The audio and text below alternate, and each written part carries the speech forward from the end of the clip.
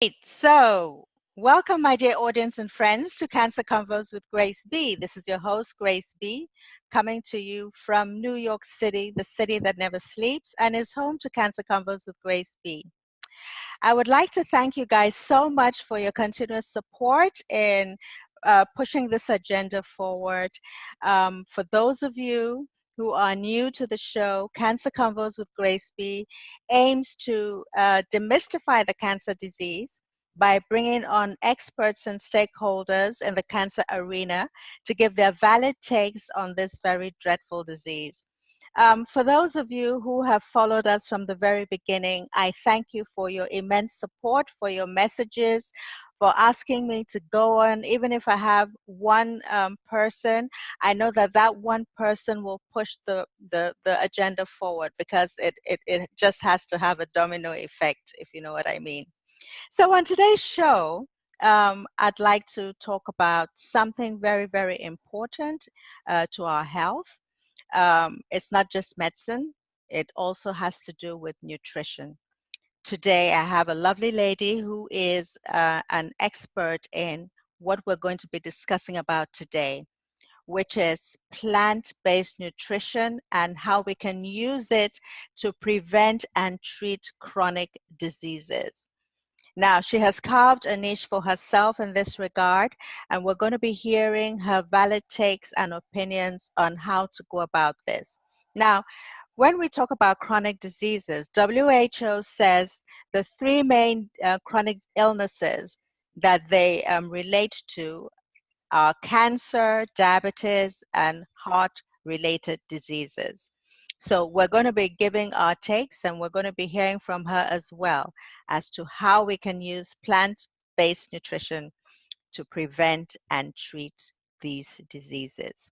So without much ado, I'll be welcoming Serena Sabala, who is the co-founder of Wholeshift Wellness, sorry, and she's going to be giving her take on this. So let's go. Welcome, Serena, and so good to have you here. Thank you. Looking beautiful. Thank you, Grace. It's a pleasure. It's a pleasure. Thank you for having me. You're welcome. You're welcome. And how is it today in rainy London?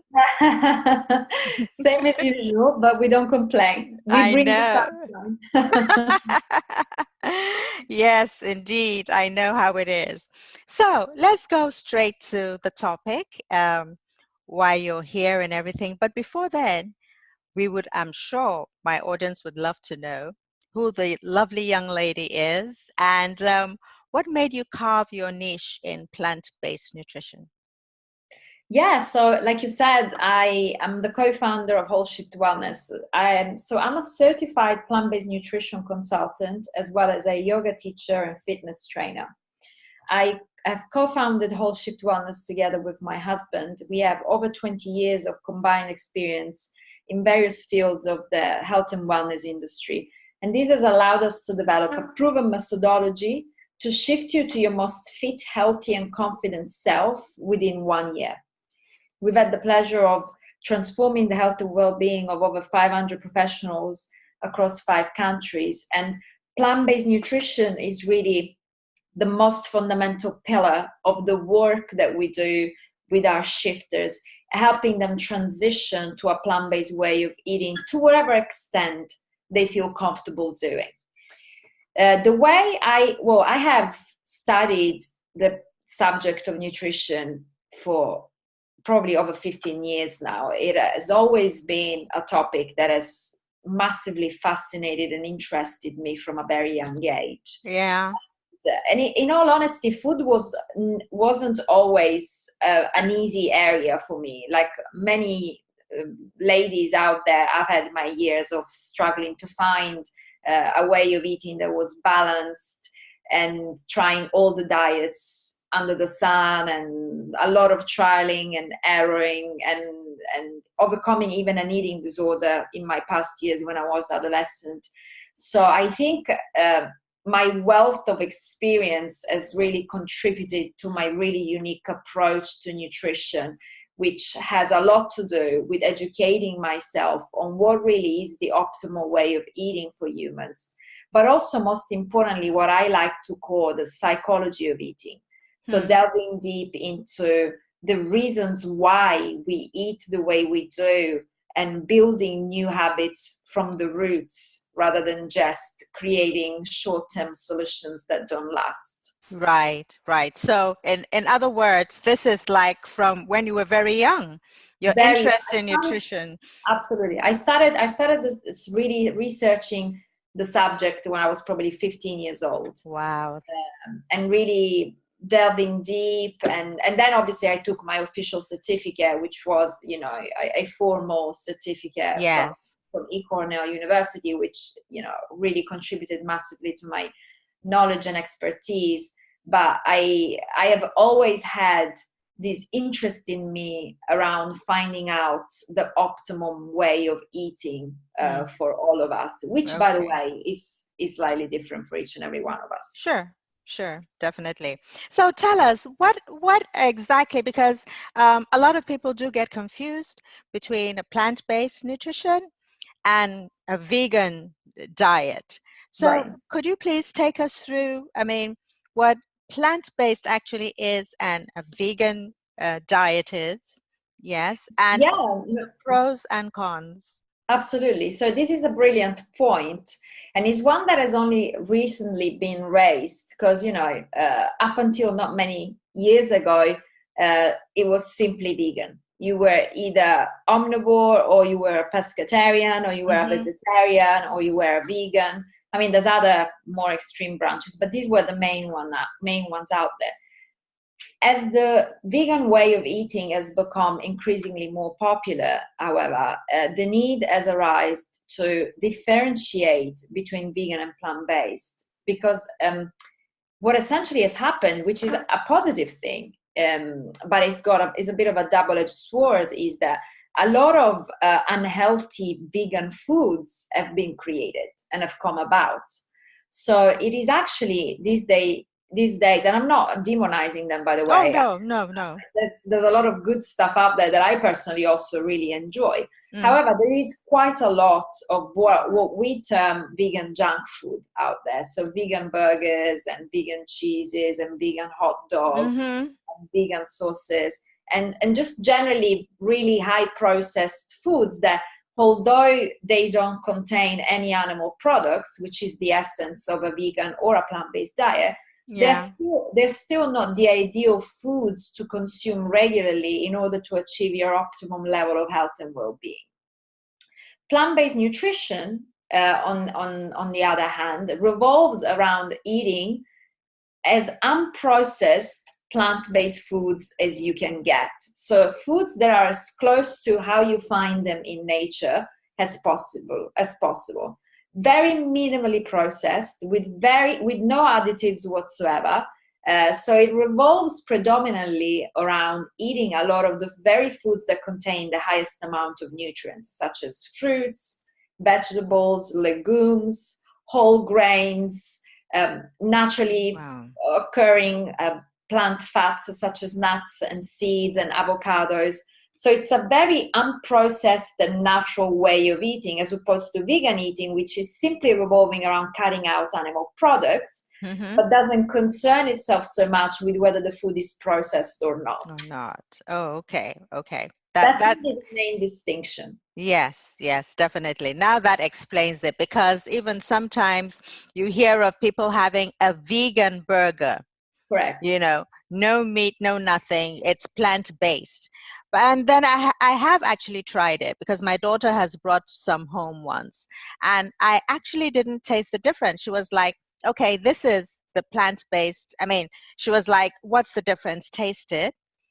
And I'm like, they're almost the same. It was much later. I couldn't tell the difference. It was Mm. much later. She now said, now, this is a plant-based hamburger, and this is the meat one. So nowadays, like you rightly said, you really can't tell the difference. And don't get me wrong, that those food items, like a vegan burger, I mean, some are healthier than others, but generally speaking, Mm, they're all way healthier than the meat counterpart. mm, So for people who are looking to start transitioning and start making the shift towards eating more plant-based, those food I call them transitional foods, are actually Okay. brilliant Mm-hmm. because they satisfy that craving and that taste that you're accustomed to, but you're starting to kind of help the body get rid of the substances and getting used to just not having the meat. So Meat. they serve a brilliant purpose. Mm. They do. So, from my observation, I come across a lot of people that say, "Oh, okay, um, yeah, you're slim, you look nice, and all that. Don't start, trying to um, ask us why we're not doing this or doing that." Nutrition is very, very emotional. It's a very, very emotional subject.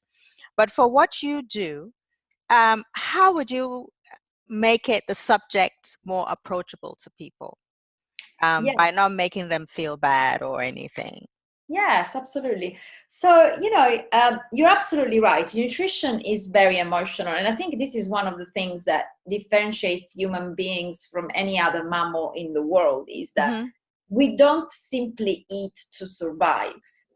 There's a lot of other sentiments that are involved in what I just mentioned before, which is the psychology of eating, why we choose certain foods and why we have memories attached to foods. Some foods bring us back to our childhood. Some foods remind us of special occasions. Absolutely. Some foods remind us of our grandmas, of people that might have passed. So actually, the really important thing to realize is to recognize this and Hmm. not deny it.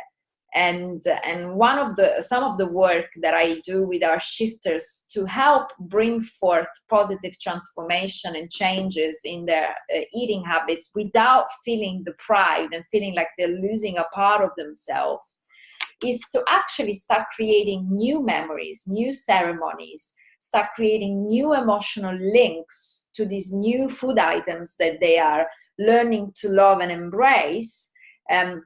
So that instead of focusing on what they are losing or what they can't have, they can focus on the positivity of this new memory, this new special occasion, this new way of celebrating.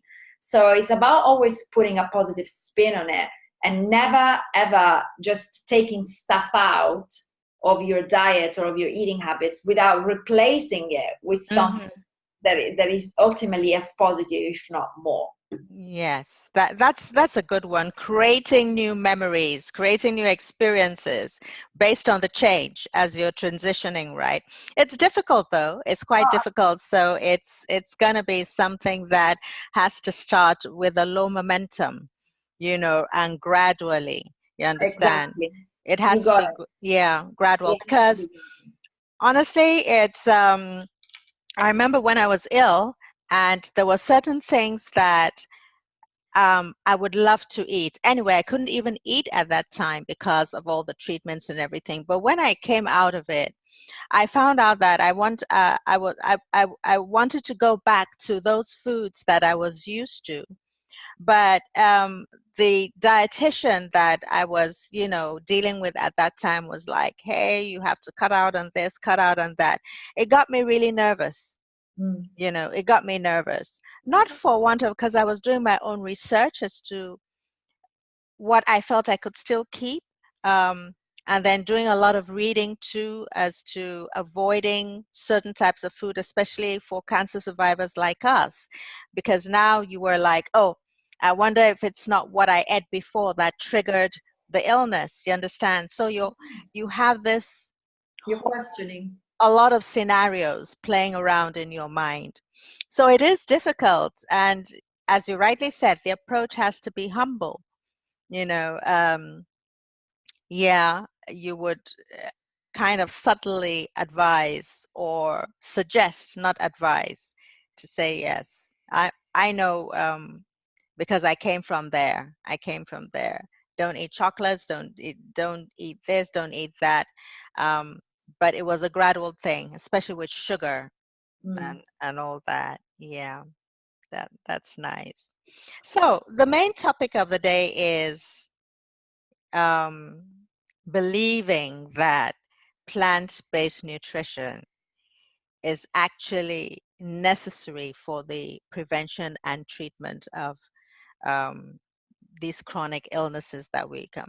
When we first um, discussed or had our virtual meeting, um, you mentioned a Chinese study Mm.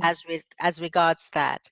Could you Mhm. please take that, bring it back so that our Sure. audience would know and So why you say that? why I mention it. So for Mm, anybody that wants to learn about a plant-based nutrition from a scientific standpoint, so mm, this is a read that is highly recommended for those individuals that really like to hear a doctor speak about it and read the research behind it. So it's a bit less anecdotal and is more science-based and factual. mm. It is the single most comprehensive study revolving around nutrition that has ever been done in human history, and it's called the Wow. China study. And it was conducted by Dr. Colin Campbell over 40 years. Of his entire career revolves around this nutrition study. And Colin Campbell is also the head of the school where I got my certificate, and he's an incredible individual who has literally dedicated his entire life into the research of nutrition. And I'll give you just some top line ideas from his research, but I highly recommend anybody who likes to read a manuscript that contains a lot of scientific information to Mm-hmm. pick up his book called The China Study. The The, China study. yes, The China Study. Okay. In his book, Dr. Campbell really delves deep into why, after 40 years of research and papers and working in laboratories around the world, he has come to the conclusion that plant-based nutrition genuinely is the optimal way of eating for prevention of chronic diseases. And his studies really show through a number of ways that I'm not going to delve deep into it because we would spend the entire hour just I talking. know. They really show the link between a high consumption of animal protein and also a very high risk, an increased risk of chronic disease. And it's interesting because the top 3 chronic diseases, like you rightly mentioned, are cancer, diabetes, and heart disease. And the effect of a high consumption of animal products is linked to an increase in risk across all 3 of them. Whereas a decreased consumption in animal product is linked to a much decreased risk in all 3 of them at the same time. So you really literally are tackling, by switching towards a more plant-based type of eating, you're really massively decreasing the risk across all 3 of the top 3 killers in the Western civilized world at Wow. once. And it's a really powerful read. Like I said, it's very science-based. So be prepared for learning about all his research that he conducted over 40 years, lots of different ways, because scientific research, the real one, not the one that they put in the gossip magazines, actually takes a lot of years to accumulate for it to be made valid and official. And Dr. Campbell is by and far the most prepared individual on the topic Mm, still alive. wow. So, okay, how for people that are not predisposed to eating plant-based foods and all that, but as clients, because you have a large number of clients, I imagine, how would you make the subject, how would you kind of steer them away from their usual way of eating to a more plant-based diet? How would you do that? So single most important thing to do is to educate yourself, because Yes. if you're just doing it because somebody said so, if my clients were to just do it because I said so, the motivation wouldn't carry them through. And in fact, some of them would even start harboring resentment and resisting the change. And Absolutely. so I always start the conversation by saying to them that this is their choice, is not my choice. All I do is to educate them onto what might be better for them and why.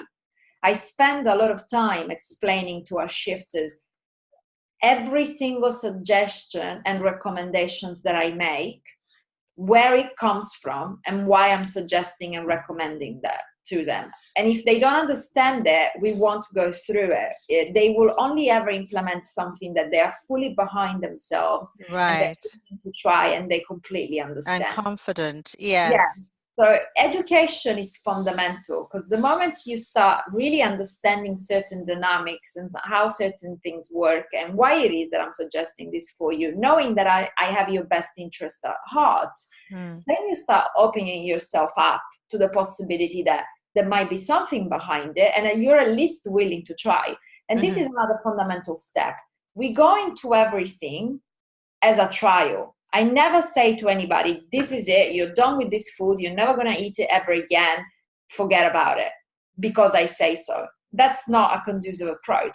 Yes. The approach that we take is, okay, why for next week, try substituting this regular milk yogurt with a coconut yogurt, a coconut milk yogurt or an almond milk yogurt, and see how that works for you. Just try it. See what it does. See how it works.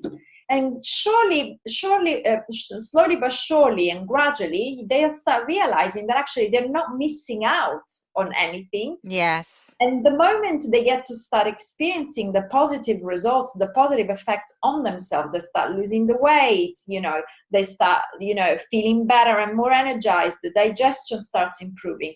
Then that becomes the ultimate motivation that makes them keep up with these improvements. Yes, absolutely. Because food can make you depressed or make you happy, and the 100%. lack thereof.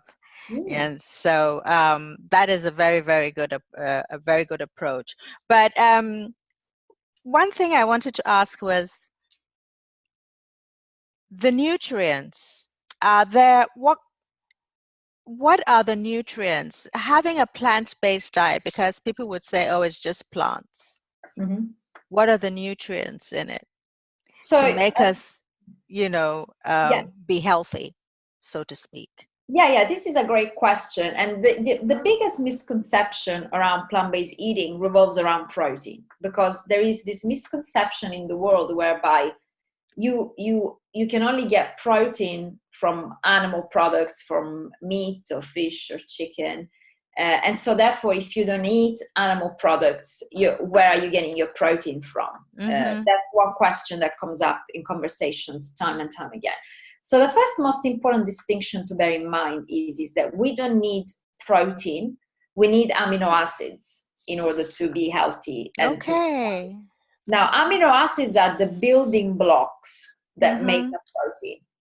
But we don't even need all of them. We need the essential amino acids. Essential.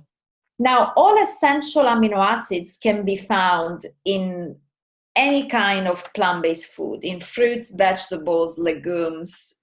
In fact, 100 calories of broccoli contains more protein than 100 calories of steak. Wow. Are you kidding So, me? no, this is one of those fun facts that always blows people's mind. Whoa. So Broccoli. yes, that's right. So this misconception that plant-based foods is lacking in nutrients is really just stems from misunderstanding and miseducation. In fact, the only foods on earth that contain vitamins and minerals are plant-based foods. And the only reason why some animal products contain minerals and vitamins is because those animals eat plants, and that's where they get them from. Mm-hmm. So essentially, by skipping the animal product, you're going straight to the source. And you're getting the highest quality of micronutrients and vitamins in way higher quantities than you will ever get from animal products. but you're skipping all the kind of side effects of the other elements in the animal products, which are linked to an increased risk in chronic disease. Oh, wow, that shows it. Right. So the only two ways that you can incur into a nutrient deficiency on a plant-based diet is one, if you're not eating enough, which many people do when they first transition, because they don't realize that because you're eating food that contain less calories, you actually need to eat a little bit more. So they end up not getting enough food in. And that's one of the only ways that you can incur into a deficiency of salt. And the second way is if you're only relying on highly processed foods, like snack bars and fake ready-made meals, because we all know that processed foods lack nutrients. Yes. But to be honest, these are the same problems that many people who eat meat and fish experience if they're eating a largely processed, unhealthy diet. So there's no difference there. That's good to know. I mean, I just knew this broccoli steak. Broccoli thing is powerful, right? Oh my goodness. I'm going to be eating more broccoli. I do eat more broccoli, but I'm going to be eating more broccoli now. Stir fried with coconut oil. Yeah, love it. So take us into a peek of what do you have for breakfast on a normal day, lunch and dinner? I'd love to know that because I need to take notes. Yeah. So, I mean, I'm not a huge breakfast person. I have been doing a lot of intermittent fasting in the last couple of years because fast is another, if done properly, which many people sadly don't because they use it as a weight loss tool. And I don't think that's its primary objective. It's a health boosting tool.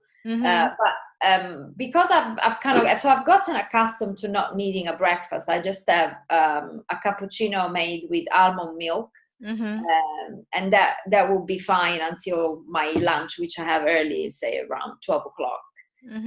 You're kind of catching me at a fascinating time because I'm just in the middle of a massive self-experiment that I'm conducting on myself, whereby I've been trialing a plant-based ketogenic diet. So the way I'm eating plant-based keto, right? Yeah, that's right. So I'm doing this. I thought I was going to do it for 2 weeks only, but I decided to carry on for a full month. So right now it kind of looks slightly different from usual.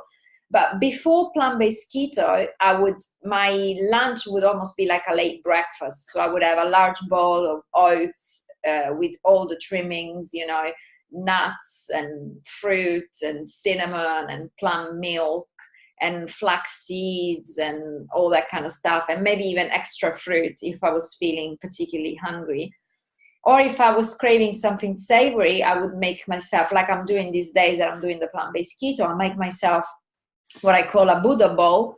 So it's like a reinforced salad. It's a salad that contains a lot of elements. It has tahini, avocado, olives, crackers that I make at home, so they're like whole grain with sprouted seeds. Sometimes I'll have some smoked tofu in it, or sometimes I'll have some beans over it. So that tends to be my options for lunch. I try not to snack in between meals, but again, that's personal preference. Some people prefer to snack, some people don't. Like I said, I've gotten into this habit of just giving my body breaks in between my meals. And my dinner, it could be anything between a stir fry with noodles and tofu, or I love Mexican food, so we often make burritos with beans and rice and salad and guacamole and salsa. We love Italian food. I cook a lot of whole grain pasta with my homemade vegetable sauces or pesto. It's very varied. We have a lot of fun with our food. Vegan pizza is a must at least once a week. Yeah, that's good to know. Right. Yeah, that's nice.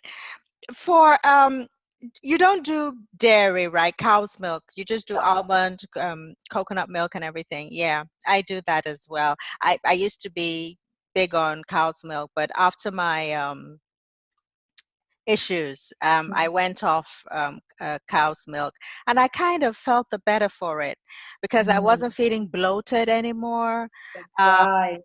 I wasn't expelling gas Mm, anymore. Um, you know, I watched my body over a period of time and compared from when I was before I went into my illness and then when I came out of it. And honestly, I now discovered that in the past, each time I had cow's milk, I felt unusually bloated and constipated. But you had to have it like with cereal or something, or even with tea or whatever. mm, But now almond and coconut milk, yes. really, I really. discovered and recently oat milk, you know, Yeah, I love it. Yeah. Mm. yeah, recently oat milk. That's huge. That's huge. There's many people out there who just live with the discomfort because most humans in the world are actually intolerant to cow's milk. way, Yes, way more people than they realize, and but they just almost become used to the side effects and just think that it's normal, and then exactly. when you take them away, that's when you realize, oh, that actually no, it doesn't have to be that way. Exactly. And it takes something like what I went through to discover that because probably I would have gone on drinking cow's milk Yeah. without realizing that all those funny symptoms, it was as a result of that, you know. But because of this Chinese study and all that you have been immersed in and all, and does it talk about anything concerning dairy products to do with cancer survivors? Do you think that would we have to stay away from it, or what do you You know, think? actually, the biggest study that Dr. Campbell conducted was actually revolving around casein, which is the protein that's contained in milk. Really? Yeah. Wow. So, That's telepathy. I just it's interesting that you say that because casein has been, you know, the studies that Dr. Campbell um, conducted over, like I said, very many years, really show a massive and undeniable link between casein and increased risk in cancer specifically. So he was Hmm. literally studying cancer, this link between Wow. casein consumption and cancer. So if any of anybody that works with us, the first thing that we tackle and the first thing that we recommend them decreasing and ideally eliminating is dairy products. Hmm.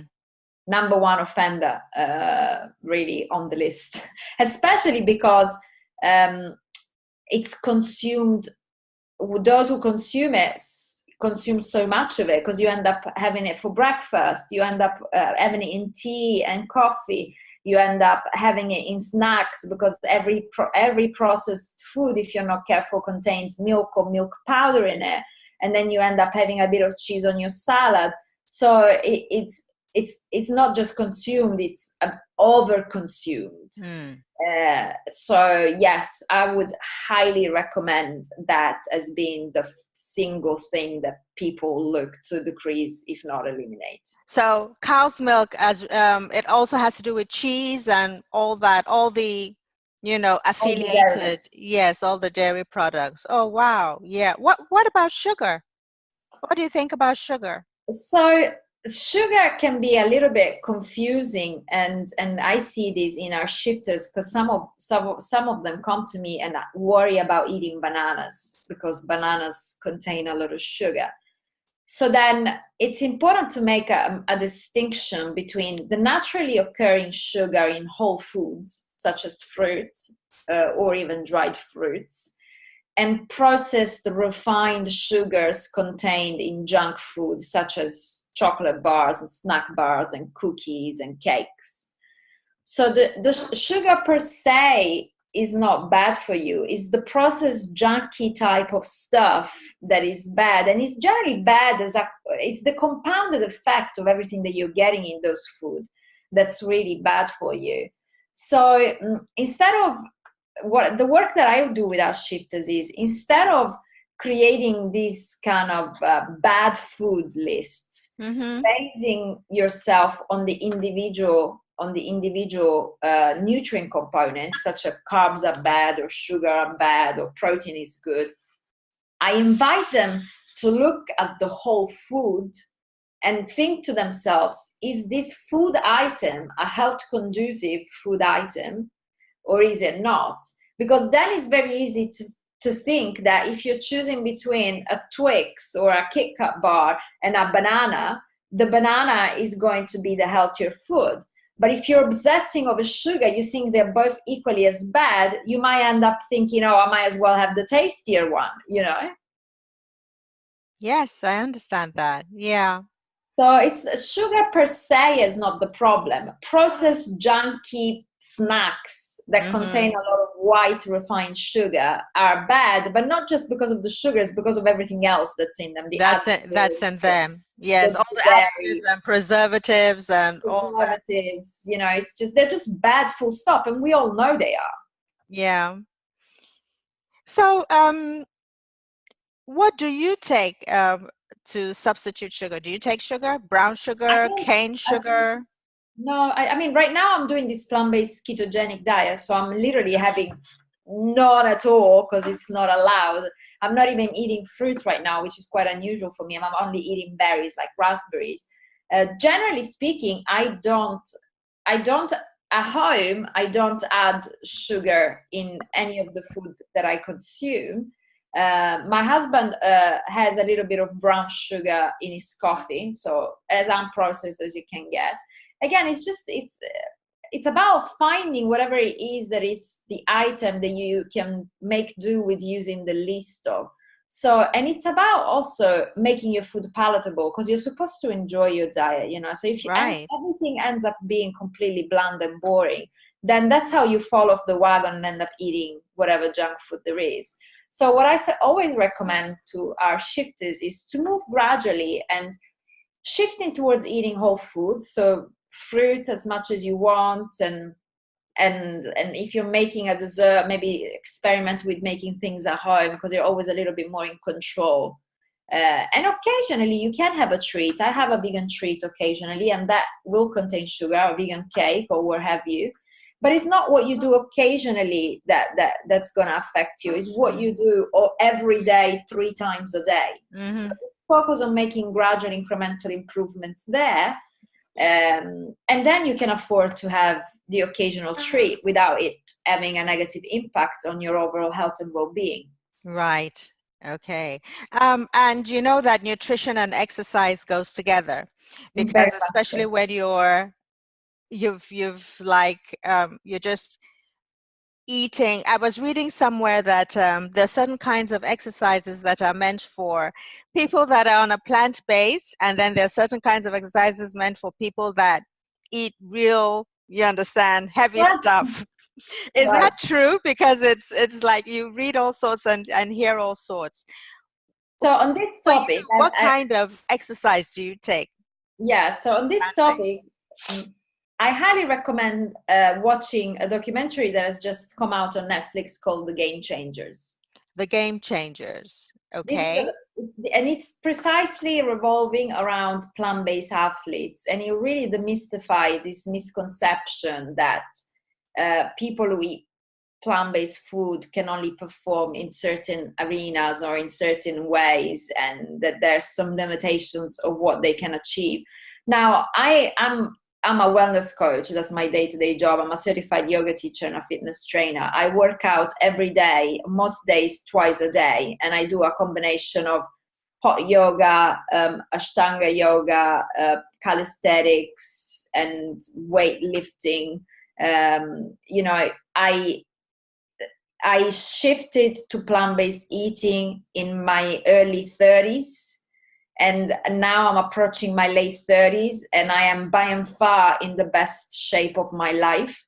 And there is no doubt whatsoever that my shifting towards plant-based eating has massively contributed to the fact that I have been able to achieve my peak physical fitness in my late 30s. I am way healthier and fitter and stronger now, pushing 40, than I was in my 20s. So there are no limits to what you can achieve on a plant-based diet. In fact, you find that you'll be able to overachieve on anything you've done prior. That's great to know. That's really great to know. So you're into yoga too. So that's Yeah, why you and your hubby are. So it's yeah, a one-stop shop. that's right. That's exactly right. It's a one-stop shop. That's good. I like that. I really And like. my husband is a brilliant representation of this, because he's a former bodybuilder. So he has a bodybuilding background, and he's also a yoga champion. He's won championships. So Nice. he, he's the fittest man I have ever met. And if you go on his Instagram account, you'll see what I mean. But he's very muscly. He's not a skinny guy. He's a guy with muscles. And, in shifting to a fully plant-based diet, he has also achieved his greatest level of fitness and well-being, and he's a few years older than me. So it's possible, no matter what your age is, what your background is, what your physical constitution is, and what your gender is. That's good. That's good. So with all that you do, I mean, you guys tour a lot, you do a lot of consultancy work and everything. How do you, with your hectic schedules, how do you take time to unwind? What do you do? Don't tell me you do exercises and yoga to unwind. What is it that you do? Well, the truth is that exercise and yoga has now become a part of our life, and it doesn't feel like a burden. It's a joy and a pleasure. So, but we've done it for so long, and we've come to that point. However, it's not all that we do. We enjoy plenty of other things. Sunday is our day off, and it's a day where we don't work. And I actually do. It's the only day of the week when I don't even exercise. So I give my body a complete day of rest. There's a lot of just chilling, watching movies.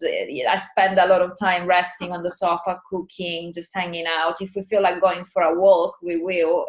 If we feel like going, we have a lovely movie theater near here where you can actually have dinner whilst you watch the movie. And we Nice. Yeah. What part of London are you in? I am in Southeast London. Okay. Yeah. So this is the kind of activities that we do, because like you said, our day-to-day is very busy. We travel a lot. We are out and about working with clients all the time. Our favorite way to unwind is to just relax and chill. Something that doesn't require a lot of movement. Just stay put and chill out. Don't move. That's great. Oh, Serena, very nice to talk to you. So before we round up, because I know we all have to I have another interview after you, but I had to take you on first. What advice would you give to that one person that is watching us now, who is a cancer survivor, or who is someone that is going through some form of rehabilitation? What advice would you give them now as regards their mindset and their food? Yeah, because mindset is important. It's so important. We have an amazing tool that's completely free on our website that really empowers individuals, because it allows you, in our experience, we've been able to identify the 3 pillars of your optimum health and well-being. And so we wanted to empower individuals to identify what are the areas, the pillars with most room for improvement, and what are some little improvements that they can start making in those areas so that they can start getting new real results. So we've created a scorecard questionnaire, and anybody that goes on our website, www.wholeshiftwellness.com, is able to take these 40 questionnaires. It takes roughly 5 minutes. And the questionnaire will score you across the 3 pillars of well-being. And then via email, you receive the thorough, comprehensive PDF report with your scores, the explanation, and some things that you can start doing to make small incremental improvements across the 3 pillars. Because what's most important is that the ideal wellness program allows you to make improvements across all three pillars at the same time. Because it's like a tripod, right? If just one of the legs of the tripod is a little bit weaker than the others, then the entire structure falls down. Absolutely. And we see many individuals, especially in moments of crisis, such as a diagnosis or having to undergo treatment, inevitably they're pulled in a lot of different directions. There's a lot of emotions being stirred up, and it's tough and it's challenging. So one of the three pillars inevitably gets neglected. And this makes their recovery a little bit harder. Whereas if they can create a strategy that allows them to really strengthen all three pillars at the same time, Mm-hmm. then it will make the journey, it'll empower them on their journey. That's absolutely fantastic, because that is very needed, Yeah. when one is trying to transition. There always has to be some form of support during transition. And you can get that support actually if you don't within yourself know what it is you're lacking, or what it is you're weak in. Yes. Yes, because with that, yeah, the mindset is very, very important. And I'm very happy. And I'm going to put it on my Facebook page when this is out for people to go. I have a good community there. I'm sure people would be very, very happy to read about this and see what you do as well, what you and your husband do as well, so that we'll take it from there. Fantastic. Okay. Yeah. So I hope everything has been well with you guys, and I look forward to talking to you again. Maybe your husband will come on next time. Yes, let's Who do it. I knows? would So love he to. can, Mm, yeah, tell us a bit about his side, activity, and all that. Okay. sounds So like a great plan. let me round up. Thank you so much. So I hope to be with you again sometime soon. And I really, really appreciate you finding the time to come on board and giving us your experience and expertise on this. And I tell you, I've taken notes. Brilliant. I have Sounds taken good. notes. Fantastic. Fantastic. Thank you so much, Serena. Thanks for having me. Yes, dear. Bye. So, my dear audience and friends, there you have it. I've spoken to the lovely Serena Sabala. I'll be putting her information on Wholeshift Wellness on my Facebook page, and you guys will link up with her and see exactly what she and her husband are doing. So don't forget to like us on Facebook, Cancer Convos with Grace B, and also to subscribe on YouTube, Cancer Convos with Grace B. So until then, see you next time. Adios. Bye. Bye.